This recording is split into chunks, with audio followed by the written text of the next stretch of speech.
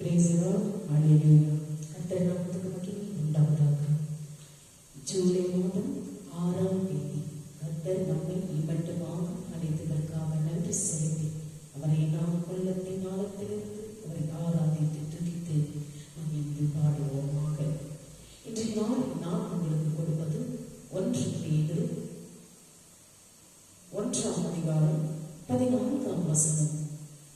நீங்கள் முன்னே உங்கள் அறியாமையினாலே கொண்டிருந்த இச்சைகளின்படியே இனி நடவாமல் தேவனுக்கு கீழ்ப்படுகிற பிள்ளைகளாயிருந்து உங்களை அழைத்த தேவன் பரிசுத்தராக இருக்கிறது போல நீங்களும் உங்கள் நடவடிக்கைகள் எல்லாவற்றிலும் பரிசுத்தராயிருங்கள். தேவனுக்கு கீழ்ப்படிவது உலக உல்லாசங்கள், ஆசைகள் மற்றும் இச்சைகளிலிருந்து நம்மை வேறு பிரிக்கிறது. தேவனுக்கு கீழ்ப்படிய ஆழ்த்தமாக இருக்கும் இருதயத்திலிருந்துதான் பரிசுத்தம் துவங்குகிறது என்பதை மனதில் கொண்டு நாம் வாழ வேண்டும். அப்படியாக நாம் ஆண்டவரிடத்தில் ஜெபிக்கிறோம். பரலோக பிதாவே, உமக்கு எப்போதும் எல்லாவற்றிலும் கீழ்ப்படிதல் உள்ள பிள்ளைகளாக எங்களை மாற்றும். உலகத்தின் வழிகளிலிருந்து எங்களை விலக்கி பரிசுத்தமும் பயபக்தியும் நிறைந்த வாழ்க்கைக்குள் அழைத்து செல்லும். உமது பரிசுத்த நாமத்திற்கு மகிமையை கொண்டு வரும்படி வாழ எனக்கு உதவி செய்யும். இயேசுவின் நாமத்தில் ஜெபிக்கிறோம் ஜீவனுள்ள நல்ல பிதாவே, ஆமென். இப்பொழுது நாம் அனைவரும் ஆண்டவரை உள்ளத்தின் ஆழத்திலிருந்து அவரை நாம் துதித்து பாடுவோமாக.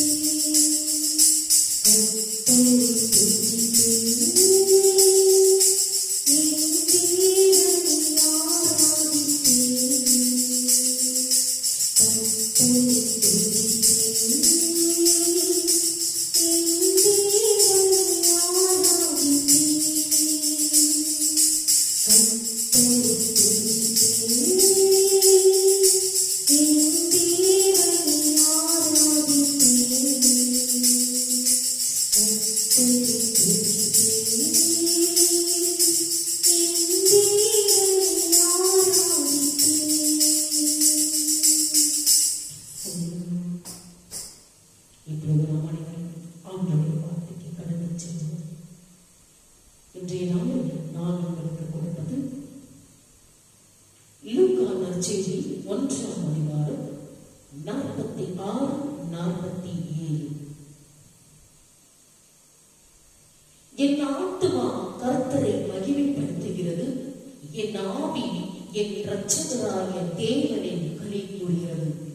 என் ஆத்துமா, என் சரீரம், என் உயிர் கர்த்தரை நோக்கி மகிமைப்படுத்துகிறது. என் ஆத்துமா, என் சரீரம், என் மூச்சு ஆண்டவரை நோக்கி மகிமைப்படுத்துகிறது. என் ஆவி என் இரட்சகராகிய தேவனின் களி கூறுகிறது. மரியாள் தேவனால் தெரிந்து கொள்ளப்பட்டவள். அவளது இருதயமும் மனமும் தேவ வசனங்களினால் வேரூன்றி இருந்தன.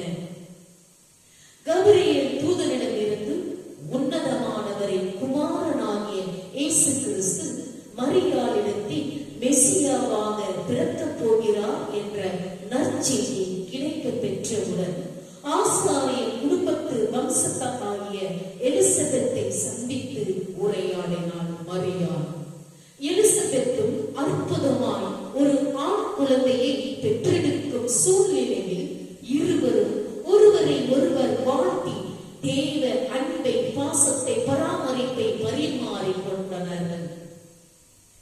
மரியாள் எலிசபெத்தின் வாழ்த்துக்களை கேட்டவுடனே தேவனை வாழ்த்தி பாடி ஆராதித்தார். நாம் ஆராதிக்கும் போது நமது ஆத்துமாவும் இப்படி தீபம் போல் எரிய வேண்டும். ஆராதனை என்பது வெறும் சடங்கா இல்லாமல் ஒருவரின் வாழ்க்கை முழுவதும் வெளிப்படுத்தப்படுகின்ற வாழ்க்கை முறையாக உண்மையான நன்றி செலுத்துதல், துதி செலுத்துதல், போற்றுதல் போன்ற காரியங்கள் இருதயத்தின் ஆழத்திலிருந்து உள் உணர்வுடன் வரும் வெளிப்பாடாகும்.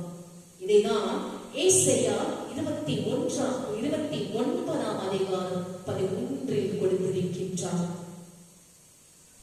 தேவனுக்கு மட்டுமே ஆராதனை உரியது, எந்த மனிதனுக்கும் அல்ல. உண்மையான ஆராதனை தேவனை மகிமைப்படுத்துவதும் உயர்த்துவதுமாகும். அவரது வல்லமையையும் மகிமையையும் ஒப்புக்கொண்டு போற்றுவதாகும். தேவனுடனான நமது உறவை ஆராதனை வரையறுக்கிறது. அவருடைய அன்பின் வரைமுறைகள் நம்மை ஆராதனையின் மூலமாக வரையறுக்கிறது. தேவன் யார், எப்படிப்பட்டவர், எவ்வாறு நல்லவர் என்பதை மற்றவர்களுக்கு விளக்குவதற்கான ஒரு வெளிப்புற வெளிப்பாடாகவும் விளங்குகிறது. ஆராதனைக்கு அற்புதமான உதாரணத்தை மரியாளின் ஆராதனை பாடலில் காண்கிறோம். பரிசுத்த ஆவியானவரால் நிரப்பப்பட்டு தன்னிலை அறிந்து ஆத்மா, ஆவி, சரீரம் முழுவதும் தேவனுக்கு ஒப்புக் கொடுத்து ஆவியில் ஆராதித்தாள் என்று பார்க்கிறோம். ஆவியில் துதிப்பது என்பது வார்த்தையில் துதிப்பதாகும். தேவனுக்கேற்கும் பலிகள் நொறுங்குண்ட ஆவிதான். தேவனே நொறுங்குண்டதும் நறுங்குண்டதுமான இருதயத்தை நீ புறக்கணித்தே. சங்கீதம் 51ஆம் அதிகாரம் 17 நீங்கள் வாசித்து பாருங்கள். நம் இருதயத்தின் நினைவுகளை அர்ப்பணம் செய்து ஆவியில் நிறைந்து ஆராதிப்பதாகும். அவருடைய நாமத்தை துதிக்கும் உதடுகளின் கனியாகிய ஸ்தோத்திர பலியை அவர் மூலமாய் எப்போதும் தேவனுக்கு செலுத்தப்படவும். இதைதான் எபிரேயர் 13ஆம் அதிகாரம் 15 நமக்கு கொடுத்துக் கொண்டிருக்கிறார். நமது ஆத்துமாவிலிருந்து, இருதயத்தின் உள்ளுணர்விலிருந்து ஏறெடுக்கப்படும் துதி ஸ்தோத்திர பலியாகும். நீங்கள் உங்கள் சரீரங்களை பரிசுத்தமும் தேவனுக்கு பிரியமுமான ஜீவ பலியாக ஒப்புக் கொடுக்க வேண்டும் என்று தேவனுடைய இரக்கங்களை முன்னிட்டு உங்களை வேண்டிக் கொள்ள செய்யத்தக்க புத்தியுள்ள ஆராதனை. ரோமர் நற்செய்தி 12:1 வாசித்து பாருங்கள். நமது சரீரத்தின் உணர்வுகளையும் உணர்ச்சிகளையும் கட்டுப்படுத்தி ஆராதிப்பதாகும். துதி என்பது தேவன் யார் என்பதை பற்றியும் அவரது மகத்துவத்தை பற்றியும் போற்றி புகழ்வதாகும். தேவன் சர்வ வல்லவர், பரிசுத்தமுள்ளவர், இரக்கமுள்ளவர் மற்றும் வரலாற்றில் செயல்படும் தேவன் என்பதை அறிந்து ஆத்மா, ஆவி, சரீரம் முழுமையுடன் ஆராதித்தாள் மரியாள். கடந்த காலத்தில் செய்திருந்த மாபெரும் செயல்களையும் எதிர்காலத்தில் செய்யவிருக்கும் மாபெரும் செயல்களையும் எதிர்பார்ப்புகளையும் தெரிவித்து துதித்து ஸ்தோத்திரம் செலுத்தினாள் மரியாள். மரியாள் கிறிஸ்துவை தன்னுடைய கர்த்தர் என்றும் இரட்சகர் என்றும் அங்கீகரித்து ஆராதித்தார். இயேசுவை பெற்றெடுக்க போகும் தாயாக இருந்த போதிலும் தனக்கு ஒரு இரட்சகர் தேவை என்பதை உணர்ந்தவளாக அவருடைய வயிற்றில் உருவான தேவனின் குமாரன் மூலமாக அவரில் விசுவாசம் வைக்கும் யாவரையும் ரட்சிக்க போகிறவர். 1 தீமோத்தேயு 2:3 நீங்கள் வாசித்து பாருங்கள். அவரில் விசுவாசம் வைக்கும் யாவரையும் ரட்சிக்க போகிறவர் என்பதையும் உணர்ந்து ஆராதித்தாள் மரியாள். நமக்குள் இருக்கும் பெருமை, ஆணவம், கர்வம், மேட்டிமை போன்ற எண்ணங்களோடு தேவனை ஆராதிக்க முடியாது. நம்மிடம் இருக்கும் அகங்காரம், தெனாவட்டு, திமிரு, பெருமை, கர்வம், இதையெல்லாம் எந்த எண்ணங்களோடும் நாம் முழுமையாக ஆண்டவரை ஆராதிக்க துதிக்க முடியாது. இதை நீங்கள் கவனத்தில் கொள்ள வேண்டும். இயேசு மன உருவை எடுத்து வந்ததின் நோக்கத்தையும் வெளிப்படுத்தினாள் மரியாள் என்பவர். இருதய சிந்தையில் அகந்தை உள்ளவர்களை மனதில் செருக்குடன் சிந்திப்போரை சிதறடிப்பார். வலியோரை அரியணையில் இருந்து தூக்கி எறிவார். ஏழ்மை நிலைமையில் உள்ளவர்களை உயர்த்துவார். பசி உள்ளவர்களை நன்மைகளினால் நிரப்புவார். செல்வம் மற்றும் செல்வாக்கு உள்ளோரை வெறுங்கையாய் அனுப்பி வைப்பார். இப்படியாக மக்களின் ஆவிக்குரிய சமூக, அரசியல், பொருளாதார மாற்றத்திற்கான தேவை வெளிப்படுத்தினாள் மரியாள். தேவன் தன் வாழ்க்கையில் செய்த நன்மைகளுக்கு ஆரம்பத்தில் நன்றி செலுத்தினது போல் இறுதியிலும் தனது முன்னோர்களின் உடன்படிக்கையில் தேவனாயிருந்து ஆராதித்து வருவதையும் எண்ணி நன்றி செலுத்தி முடிந்ததையும் காண்கிறோம். இப்பாடல் ஒவ்வொரு விசுவாசியின் முக்கியத்துவத்தையும் அவர்கள் தேவ திட்டத்தில் செய்யும் பங்கையும் செலுத்த நாம் அனைவரையும் ஆராதனையை வலியுறுத்துகிறது. இப்படியாக இந்த நாளில் நமக்கு கருத்தது இந்த வல்லமையான இந்த வார்த்தைகளை கொடுத்ததற்காக நன்றி செலுத்தி நாமும் மரியாதை போல் ஆண்டுடைய ஆவியின் வல்லமையினால் அவருடைய வார்த்தையின் வல்லமையினால் ஒவ்வொரு நாளும் அந்த வார்த்தைகளை படித்து பயன்பெற வேண்டும் என்று கர்த்தர் நம்மை ஒவ்வொரு நாளும் அழைத்திருக்கின்றார். அப்படியாக நாம் எந்த அளவுக்கு ஆண்டவரை துதித்து மகிழ்ந்து பாடிக்கொண்டிருக்கின்றோம் என்று நீங்கள் ஒவ்வொருவரும் சிந்தித்து செயல்பட வேண்டும் என்று கர்த்தர் உங்களை ஒவ்வொருவரையும் ஆசீர்வதிப்பாராக. ஆமென்.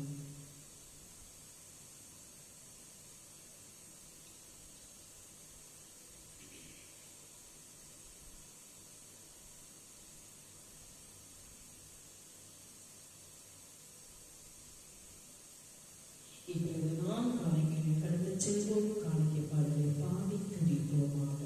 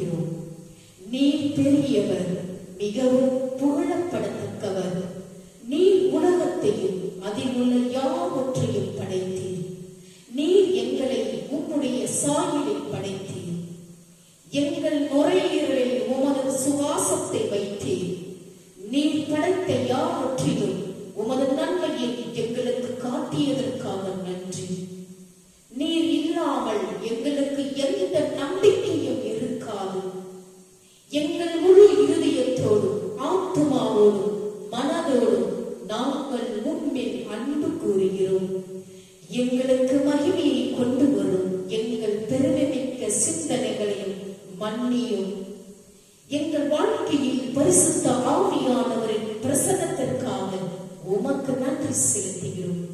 என்றென்றும் நிலைத்திருக்கும் உம்முடைய உண்மைக்காக நாங்கள் உம்மை துதிக்கிறோம். உமக்கும் உம்முடைய குமாரனாகிய இயேசுவின் நாமத்திற்கும் நாங்கள் செலுத்தக்கூடிய எல்லா மகிமைக்கும் கனத்துக்கும் துதிக்கும் நீரே பாத்திரர். இயேசுவின் நாமத்தில் ஜெபிக்கிறோம் ஜீவனுள்ள நல்ல பிதாவே, ஆமென். என் ஆத்துமாவே கர்த்தரை ஸ்தோத்திரி, என் முழு உள்ளமே அவருடைய பரிசுத்த நாமத்தை ஸ்தோத்திரி. என் ஆத்துமாவே கர்த்தரை ஸ்தோத்திரி, அவர் செய்த சகல உபகாரங்களையும் மறவாதே. தலைவனையே அவருடைய ஆசீர்வாதத்தை பெற்றுக் கொள்வோமாக. நம்முடைய ஆண்டவராகிய இயேசு கிறிஸ்துவின் கிருபையும் பிதாவினுடைய அன்பும் பரிசுத்த ஆவியினுடைய அன்யோன்யம் ஐக்கியமும் நம்மோடும் நம்முடைய குடும்பத்தோடும் யாரெல்லாம் இந்த யூடியூப் சேனலை பார்த்து கொண்டிருக்கின்றார்களோ ஆண்டவருடைய வெளிச்சமானது உங்கள் மேல் உங்கள் குடும்பத்தின் மேல் பிரகாசமடையத்தக்கதாகவும் ஆண்டவர் வருவதும் உங்கள் மேல் சந்தோஷம் சமாதானம் என்றென்றும் நிலைத்திருப்பதாக. ஆமென். May God bless you. ஆண்டவர் உங்களை ஒவ்வொருவரையும் ஆசீர்வதிப்பார்.